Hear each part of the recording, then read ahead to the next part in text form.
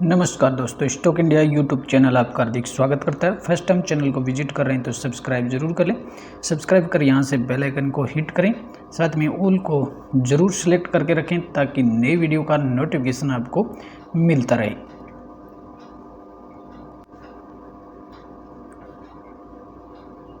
और मित्रों, आ गए हम सबसे पहले नॉर्मल स्क्रीन पर और सबसे पहले हम अपन बात कर लेते हैं वीडियो के कंटेंट्स की। वीडियो में क्या रहने वाला है तो इस वीडियो में अपन चर्चा करेंगे आज दूसरे दिन आज इंडेक्स में जो गिरावट देखने को मिली है उस गिरावट की बात करेंगे।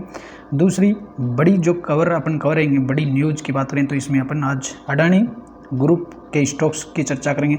साथ में अपन इसमें रिलायंस की भी इसमें चर्चा करने जा रहे हैं। तो शुरुआत कर लेते हैं सबसे पहले निफ्टी इंडेक्स से। और आज के इंडेक्स की बात करें तो प्रीवियस जो क्लोज था उससे काफ़ी नीचे इंडेक्स नीचे ही खुलते हुए देखने को मिले और मार्केट में एक कंसोलिडेशन का फेज देखने को मिला दोपहर तक। और उसके बाद में मार्केट में एक सर्फ ली है वो तेज़ी यहाँ देखने को मिलती है और एक अच्छी रिकवरी होती है और प्रीवियस जो क्लोज होता है उससे ऊपर भी इंडेक्स जाते हुए देखने को मिलता है और 19,373 का एक हाई भी यहाँ देखने को मिलता है। लेकिन ओवरऑल क्लोजिंग पर मार्केट है वो प्रीवियस से काफ़ी नीचे आज की क्लोजिंग देखने को मिल रही है।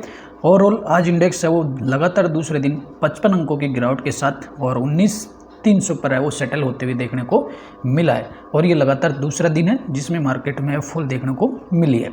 और साथ में अपन बात करें तो इंडेक्स निफ्टी और सेंसेक्स दोनों की बात करें तो इसमें आईटी और बैंक जो स्टॉक्स हैं इनमें गिरावट की वजह से आज दोनों ही इंडेक्स वो टूटते हुए नज़र आते हुए देखने को मिले हैं। आईटी और बैंकिंग स्टॉक्स दोनों में ही डाउनफॉल देखने को मिला है और ये सेम सिचुएशन आपको यहाँ सेंसेक्स में भी देखने को मिलेगी। सेंसेक्स भी करीबन 200 अंकों की गिरावट के साथ 64,948 पर सेटल हुआ है और प्रीवियस जो क्लोज था उसको टच होकर के फिर एक नीचे का मूवमेंट यहाँ देखने को मिला है और दोपहर से पहले ये कंसोलिडेशन का फेज है वो देखने को मिला है। तो सिमिलरली लगातार दूसरे दिन इंडेक्स वो गिरावट में देखने को मिले हैं और गिरावट का जो आज जो लीड कर रहे थे आईटी और बैंकिंग जो स्टॉक्स थे उनमें ये गिरावट देखने को मिली है। और मित्रों, अब बात करेंगे कि आज इस गिरावट के दौर में दूसरे दिन लगातार जो गिरावट हुई है इसमें आज इन्वेस्टर्स के करीबन 81,000 करोड़ का नुकसान हुआ है। यदि पिछले आज की क्लोजिंग देखें 18 अगस्त की क्लोजिंग और निफ्टी सेंसेक्स की क्लोजिंग देखें तो 303.16 लाख करोड़ रुपए पर रही है। और यदि बीएससी पर लिस्टेड कंपनियों के मार्केट कैप की बात करें तो कल की जो क्लोजिंग थी वो 303.97 लाख थी और इसको अगर कैलकुलेट करते हैं तो आज बीएससी पर लिस्टेड जो कंपनियों का मार्केट कैप है करीबन 81,000 करोड़ रुपए घटा है। तो दूसरे शब्दों में अपन कहें तो इसमें आज इन्वेस्टर्स को 81,000 करोड़ रुपए का नुकसान देखने को मिला है। तो एक बड़ा नुकसान है आज इन्वेस्टर्स को यहाँ देखने को मिला है। और मित्रों, बात करेंगे अपन रिलायंस की और रिलायंस का स्टॉक्स आज ग्रीन में देखने को मिला है। और यहाँ दोपहर तक की बात करें तो यहाँ एक कंसोलिडेशन वाला फेज था और उसके बाद में जैसे एक जियो फाइनेंशियल की लिस्टिंग की न्यूज़ आती है स्टॉक्स में है वो एक रिकवरी मोड यहाँ देखने को मिला है। और रिलायंस से बड़ी खबर ये देखने को मिल रही है कि रिलायंस की जो डीमर्ज जो कंपनी है जियो फाइनेंशियल सर्विसेज और जियो फाइनेंशियल की जो लिस्टिंग है जिसको बड़ी बेसब्री से इंतजार था, आज उसकी लिस्टिंग डेट का अनाउंसमेंट होते हुए देखने को मिला है। और जियो फाइनेंशियल जो JFSL जो है उसकी लिस्टिंग है वो 21 अगस्त की डेट है वो फिक्स की गई है। और जियो फाइनेंशियल रिलेटेड एक अन्य न्यूज है, Jio Financial Services leases office space in Mumbai 55.5 lakh per month. और जो JFSL है वो अपने ऑफिसेज के लिए और मुंबई में जो स्पेस देख रही है उसके लिए 55 लाख पर मंथ का उसमें पर मंथ वो लीज सर्विसेज यहाँ देखने को मिलेंगे। और यदि जियो फाइनेंशियल लिस्टिंग की बात करें तो जियो फाइनेंशियल सर्विसेज के जो शेयर्स हैं वो 21 अगस्त को स्टॉक एक्सचेंज पर लिस्ट होते हुए देखने को मिलेंगे। आज रिलायंस इंडस्ट्रीज की तरफ से और बाजारों को ये सूचना दी गई। और यदि बात करें तो रिलायंस ने पिछले महीने जियो फाइनेंशियल सर्विसेज का डीमर्ज किया था और जियो फाइनेंशियल के एक शेयर की कीमत है 261.85 रुपये है वो डिस्कवर हुई थी।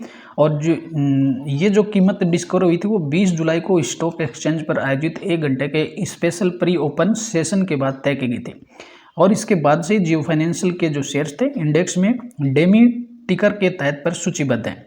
हालांकि लिस्टिंग नहीं होने के चलते इसे खरीदा और बेचा नहीं जा सकता, लेकिन इंडेक्स में जियो फाइनेंशियल का जो शेयर्स है वो डैमी टिकर के तौर पर इसमें सूचीबद्ध है। और आज एक जो बड़ी जो अनाउंसमेंट कल हुई थी कि FTSL जो रसेल था उसकी ओर से जियो फाइनेंशियल सर्विसेज को अपने सूचकांक से हटाने की योजना एक दिन पहले ही तय हुई थी। यानी FTSL रसेल की तरफ से अनाउंसमेंट हुआ था कि वो 22 अगस्त को और जियो फाइनेंशियल सर्विसेज को अपनी सूचकांक से हटा देगा।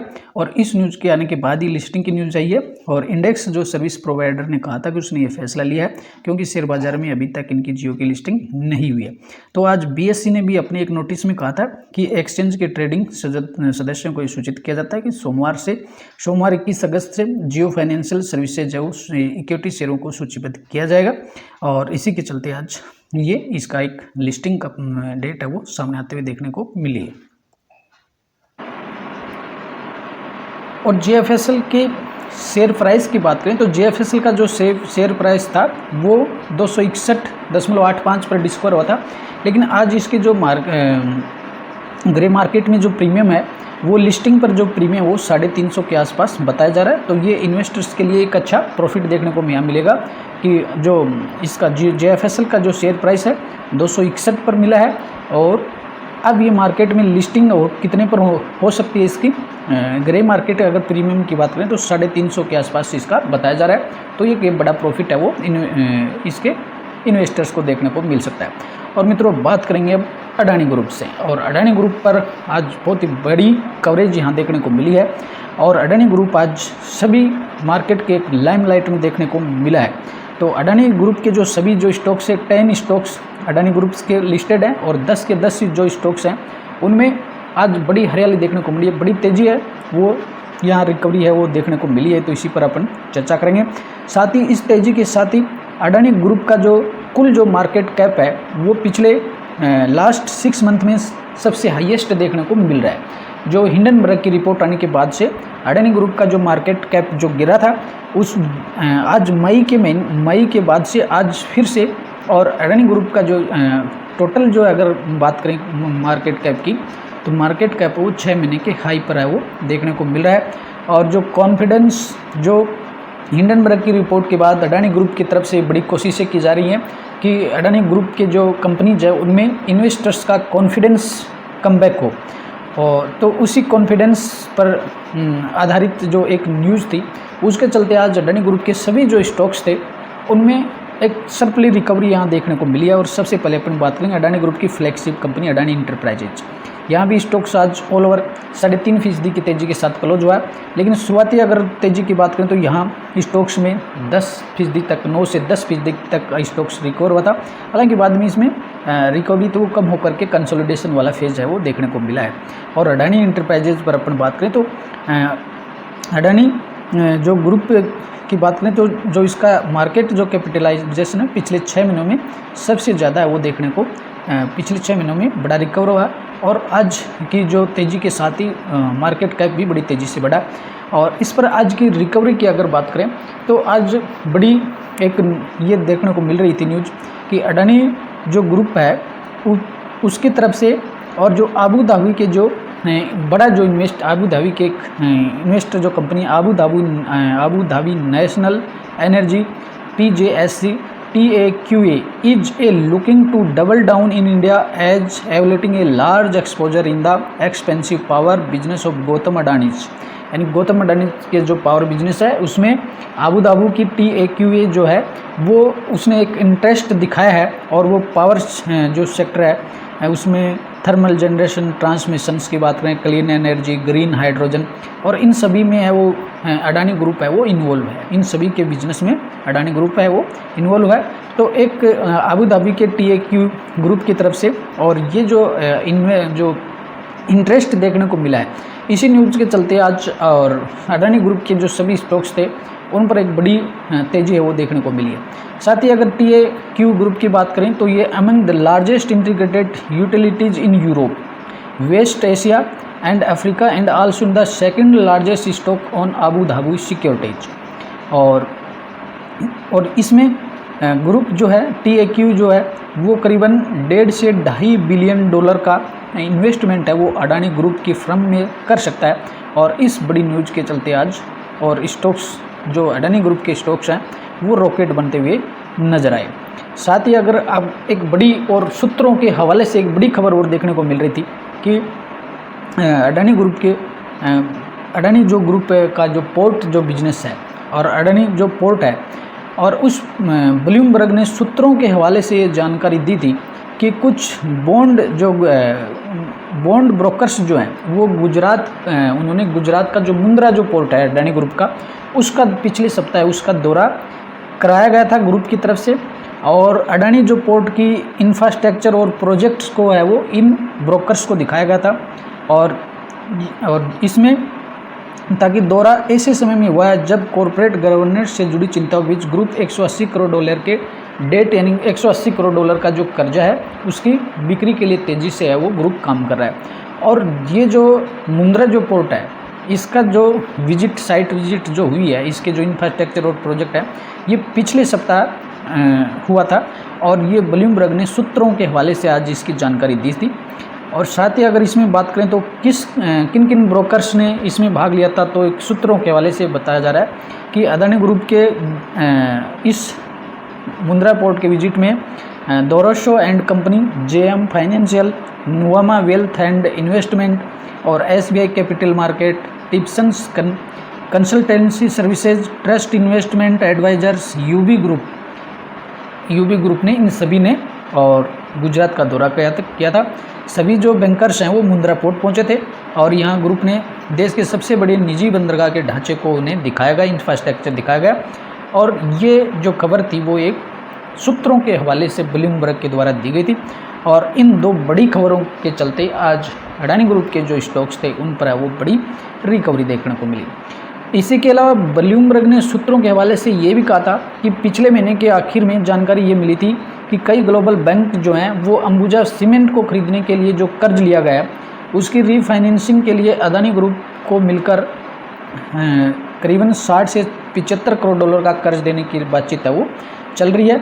और बॉन्ड जो ब्रोकर्स हैं उनको गुजरात ले जाकर अपना इंफ्रास्ट्रक्चर दिखाना अडानी ग्रुप की कोशिशों की इसी कड़ी का एक हिस्सा हो सकता है। हालांकि अभी तक ये पता नहीं चल पाया कि इस दौरे पर कोई डील हुई है या नहीं हुई है, तो इस पर कोई क्लैरिफाई नहीं आया। साथ ही अगर बात करेंगे अडानी ग्रीन एनर्जी की, तो अडानी ग्रीन का स्टॉक 7% है वो चढ़ते हुए नज़र आया। और अडानी ग्रीन पर एक ऑथेंटिक न्यूज़ ये भी देखने को मिल रही थी कि अडानी जो ग्रीन एनर्जी के सेक्टर में नहीं, एक जो अडानी सोलार जो सेल है उससे रिलेटेड जो सोलार सेल है उसका एक ऑर्डर इन्हीं को मिला है। यानी इनको सोलार जो सेल है उनके मेकिंग जो सोलार सेल है उसका सर्टिफिकेशन इन्हें मिला है।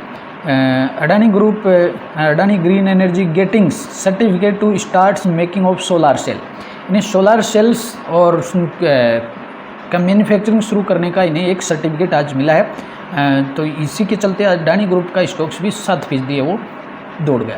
Adani green energy rise after getting certificate to start a making solar cells. और ये सोलार सेल डिवीजन है, इसकी सब्सिडरी जो कंपनी है उसको मिला है MSCL, जो इसकी जो ग्रीन एनर्जी में काम करने वाली और अडानी ग्रीन की जो सब्सिडरी कंपनी है उसके थ्रू ये ऑर्डर इनको मिला है। दूसरी तरफ अपन बात करेंगे NDTV, यहाँ भी आज बड़ी तेज़ी, करीब शुरुआती दौर में 4 से 5% की तेज़ी थी, लेकिन क्लोजिंग पर इसमें 1.5% की तेज़ी देखने को मिली है। तो NDTV को भी आज इसमें भी कुछ ब्रेकिंग न्यूज़ है।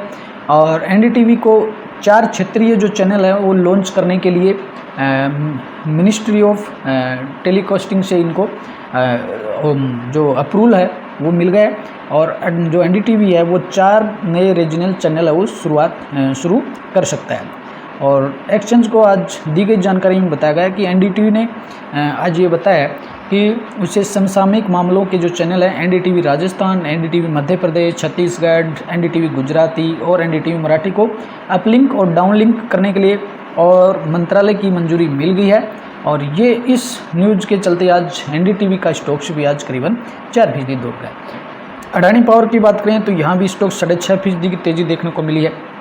हालांकि शुरुआती सुबह की जो तेज़ी थी सभी स्टॉक्स में काफ़ी 8 से 9% के दौरान थी, लेकिन बाद में और इसमें ये कंसोलिडेशन का वाला फेज देखने को मिला और ये तेज़ी है वो थोड़ी क्लोजिंग पर कम देखने को मिली है।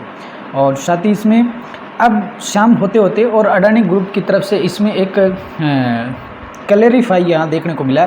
अडानी इशूज क्लैरिफिकेशन एमिड बज about 2.5 billion investment by Abu Dhabi TAQE। और ये जो खबर आई है बाद में ग्रुप ने ये क्लैरिफाई भी किया है कि उनका ऐसा फिलहाल इनकी इस तरह की कोई बातचीत नहीं चल रही है।